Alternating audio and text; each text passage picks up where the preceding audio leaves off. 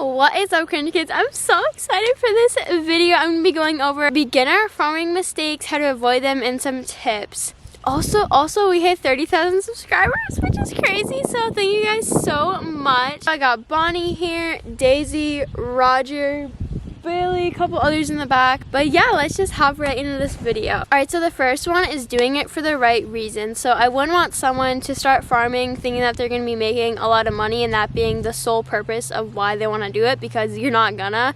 You have to have like a genuine love for animals and working with them, and you have to realize that it's not a 9-to-5 job like most people have. It's a 24/7 lifestyle, like never ending. There's always things that got to be done on a farm. It truly is a lifestyle because you have to change your life around it. You can't just be going on vacations whenever you want to. If it's -20 out in the morning, you have to go outside and feed your animals. And you got to realize that it's really hard mentally and physically. You know, you can stay up all night trying to save a calf, spend all your money on medications and feed for it.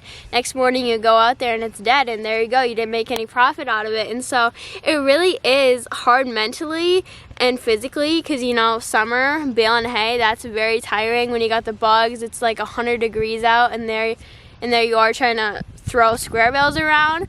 And so you do have to put a lot of things before you put yourself. So the second mistake that I think would be not having a plan, and that's really important. So before you go out buying a farm and all these animals, you got to think, you know, do I want to be a pig farmer? Do I want to be a dairy farmer, a beef farmer? There's so many different ways that you could go, and it's important that you actually think it through and what would be best for you, because let's say you go out buy a big old farm and there's a bunch of dairy equipment in there and you want to be a beef farmer, then you don't need all that technology and equipment in your barn, and you'll need a different like setup and stuff. So it really is important to have a good plan. So the third big thing that I think happens with a lot of people, they get a little over their head and don't think things through 100%, and then they run out of money. And so I think money issues, bill issues is a huge thing too, and that goes along with having a plan. So you want to make sure that you'll be able to afford to have a farm, because it costs a lot of money to keep all these animals alive. They go through hay like you would not believe it in the winter, and hay bales cost a lot of money this year. You got to realize all these animals are depending on you. I always stress that so much, like these animals are depending on you. It's your responsibility to take care of them, to make sure that they got hay, to make sure that their water is busted open in the winter when it's freezing out so that they can drink. There's so many responsibilities that comes with owning a farm. You don't want to spend all your money on getting all these animals. Like, yeah, that's really fun to go to a cow auction and be bidding on every single thing that you want, but then you have to realize, oh, okay, I'm gonna have to be paying for hay and for feed for this animal. So it's important that you have enough money left to do that before you spend all. So I think the fourth thing would be not properly educated. That mainly goes for people that weren't raised on a farm when they were little and they want to start a career in it. I know YouTube, Google, that stuff is like great for other things, but honestly for farming it's more of like you learn as you go type of thing.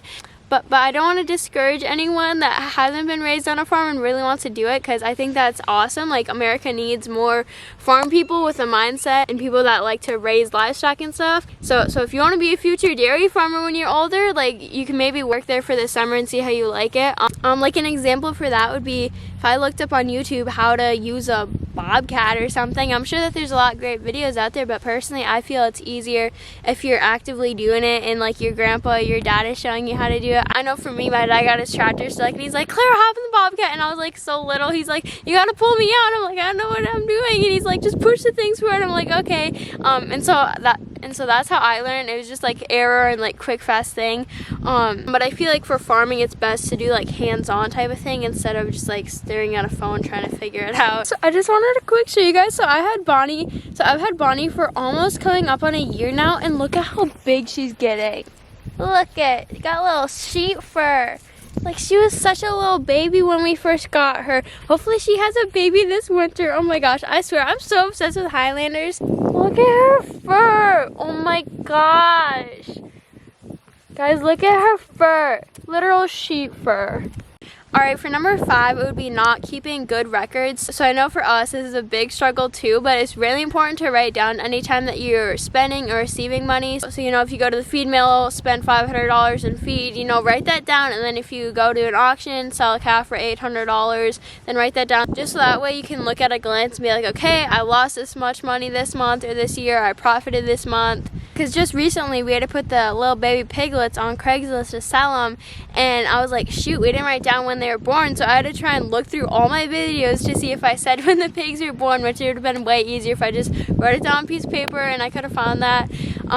But yeah, those are a lot of mistakes that can happen. I tried to give you guys some tips on how to avoid them. Hopefully that helped. I don't know, I'm so excited for my future because like I want to be a farmer when I grow up so badly. For us, we don't do it full time. My dad is masonry and he does other things like that, but I want to be like a full-time farmer. I just think that would be so cool and like be able to raise up my kids like that. I don't know, I'm so excited for my future. I hope that you guys enjoyed this video. I seriously do love you guys so much, and comment down below what you guys want for Christmas because I just feel like that'd be interesting to see like what other people want. I know for me I want a mini little baby donkey, but I know I ain't gonna be getting that because it's not on Craigslist. I literally look every single day. But yeah, I hope you guys enjoyed this video. Don't forget to subscribe to the Friends to Cringe, and I will see you in the next one. Bye.